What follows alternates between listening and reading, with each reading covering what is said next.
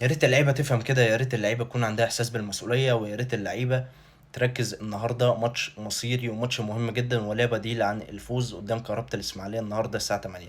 ماتش ديربي، ماتش مهم جدا للنادي الاسماعيلي، ولازم يكسب، لازم يحقق نتيجه ايجابيه عشان يخرج من المركز الاخير. وان شاء الله لما الاسماعيلي يكسب هننط 5 مراكز مره واحده وهنسيب المركز الاخير خالص. فلازم اللعيبه تصدق نفسها ان هي عايزه تكسب، تصدق نفسها ان هي عايزه تعمل نتيجه ايجابيه وتخرج من المركز الاخير. اه لعيبه كويسه، لكن محتاجين خبره ومحتاجين ثقه في نفسهم اكتر من كده عشان يعرفوا يحققوا المكسب ويفرحوا كل جماهير النادي الاسماعيلي.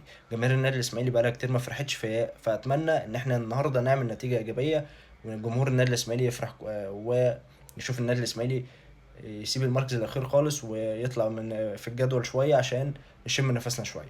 لكن تخويف النهارده من حكام المباراه حماده الكلوي وعبد العزيز السيد. طبعا الاتنين دول احنا عارفينهم ان هم بيعملوا اخطاء كارثيه في التحكيم، فيا ريت ان هم ياخدوا بالهم كويس قوي عشان النادي الاسماعيلي مش ناقص اخطاء تحكيميه اكتر من كده. كفايه ماتش فاركو اللي فات شفنا اخطاء تحكيميه من الحكم وظلم النادي الاسماعيلي، لكن يا ريت يحكموا بشكل كويس ونشوف النادي الاسماعيلي بيكسب النهارده باذن الله، وجمهور النادي الاسماعيلي يفرح النهارده بالمكسب وبالثلاث نقط.